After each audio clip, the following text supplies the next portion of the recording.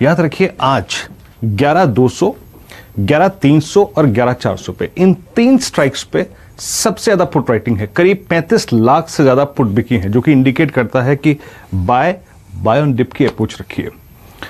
जो long trades आप carry कर रहे हैं, पोजिशनल ट्रेड्स, जो कि कल भी लॉन्ग स्टॉप लॉस के साथ हमने कैरी किए थे, उसको रखिए, क्योंकि अब इंटरेस्टिंग डेटा यह है कि 11,300 की पुट का ओआई करीब 33 लाख हो गया है और 11,500 की कॉल का ओआई 37 लाख। यानी स्ट्रक्चर वाइज और ऑप्शन वाइज निफ्टी बहुत स्ट्रांग और स्टेबल है। और दूसरी चीज, आज मदद मिल रही है निफ्टी बैंक की। निफ्टी बैंक क्या कर रहा है? देखिए, निफ्टी बैंक आज अगर आप स्टैट्स को खोल के देखें, 22,000, 22,100, 22,200 और 22,300, इन चार स्ट्राइक्स में आज सबसे स्ट्रांग पुट राइटिंग हुई है। ये पुट राइटिंग कहां हुई है? ये एग्जैक्टली आपके 100 डे एक्सपोनेंशियल मूविंग एवरेज के नीचे हुई है, तो आपको इसको इंपॉर्टेंस देनी चाहिए। 22,000 या फिर 21,900 जब तक है, बाय ऑन डिप्स लॉन्ग्स को कैरी करिए। और याद रखिएगा, आज हमारे पास एडवांटेज क्या है? हम 100 डेमा के ऊपर ट्रेड कर रहे हैं।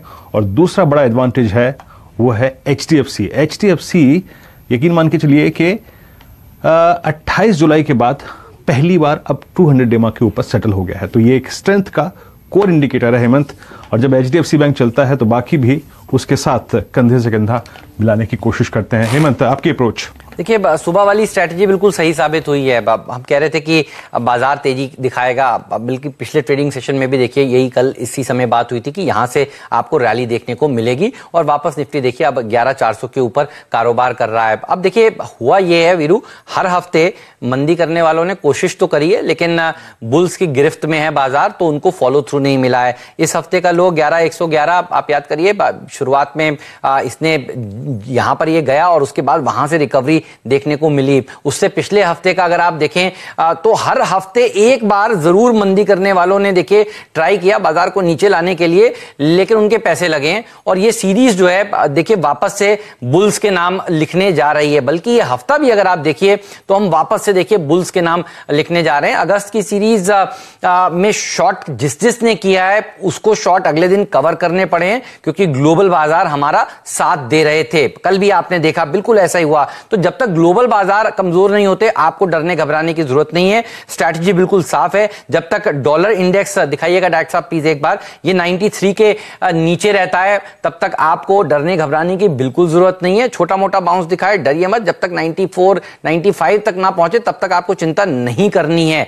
तो मंदी करने वाले मंदी करते हैं, लेकिन देखिए ये डॉलर इंडेक्स है, ये साथ देता है। कल का FI और DI का सेल फिगर को ज्यादा नहीं पढ़ना चाहिए। पूरे अगर आप महीने देखें तो उन्होंने खरीदारी करी है, तो एक दो दिन के सेल फिगर से घबराना नहीं चाहिए। वीरू, आज मुझे लगता है वापस से उनकी तरफ से एक बाय का फिगर निकल कर आएगा। अगर आप ये पूरा हफ्ता देखें जो आज खत्म हो रहा है, आप देखिए इस हफ्ते में निफ्टी के जो 50 शेयर थे उसमें से 40 शेयर हरे निशान में जाकर बंद हुए हैं। ये खुद में कॉन्फिडेंस बताता है। ये एक आध दिन नहीं, ये पूरे हफ्ते का डेटा मैं आपको पेश कर रहा हूं। इस हफ्ते देखिए निफ्टी बैंक के 12 के 12 शेयर हरे निशान के साथ जाकर बंद हो रहे हैं। ये साफ बताते हैं कि बुल्स का पलड़ा बहुत भारी है। तो मंदी करने वालों को देखिए पैसे उनके लगेंगे। अब 11,500 और 11,700 तक के बारे में सोचना चाहिए अगले हफ्ते, क्योंकि इस सीरीज की एक्सपायरी होने वाली है। और मिड कैप और स्मॉल कैप तो देखिए धुआंधार प्रदर्शन दिखाई रहे हैं, क्योंकि यह हफ्ता अंत होने वाला है और इसी सीमित दायरे में हुआ है। तो मैं जोड़कर देख रहा था कि इस हफ्ते दरअसल किस तरह से बाजार ने परफॉर्म किया है। तो Veeru 2% Nifty, 2.25% bank Nifty, 4% mid cap index और 5% स्मॉल कैप इंडेक्स, ये है स्कोर कार्ड। और इसीलिए मैं कहता हूं तेजी करिए, मंदी के बारे में ज्यादा नहीं सोचिए। डिप्स आए तो सोचिए कि थैंक गॉड नीचे आया है बाजार, खरीद लीजिए।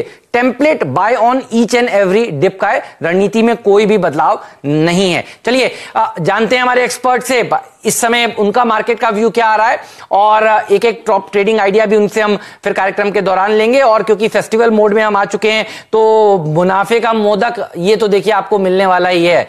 आपको देखिए गावा साहब नजर आ रहे हैं फोन पर लगे हुए, बिल्कुल उनसे हम जानेंगे थोड़ी देर में कि उनको कौन सा ट्रेड इस समय लेना है। और ये देखिए आपको सर्किट गुरु साहब भी बिल्कुल हंसते हुए नजर आ रहे हैं। सर्किट गुरु साहब ने बड़े सर्किट लगाए हैं वीरू इस पूरी सीरीज में। और बिल्कुल चुस्त दुरुस्त तंदुरुस्त होके देखिए आपको नजर आएंगे। कोलकाता से राजेश जी की तबीयत थोड़ी सी ढीली थी, अब देखिए बिल्कुल दुरुस्त होके सामने नजर आ रहे हैं और हिस्से देखिए टीवी के इस हिस्से में आपको दिखेंगे आशीष, जो आपको बताएंगे अगले हफ्ते के इवेंट्स कौन से हैं जिस पर आपकी नजर होनी चाहिए। नीरज तैयार है अपना कल का खिलाड़ी आज लेकर, तो पूरा का पूरा पैनल तैयार है 90 मिनटों में एक्शन करने के लिए। पहले आज राजेश जी से पूछूंगा कोलकाता से। राजेश जी, आपकी तबीयत बताइए पहले कैसी है, और मार्केट की तबीयत भी बताइए आपको कैसी लग रही है।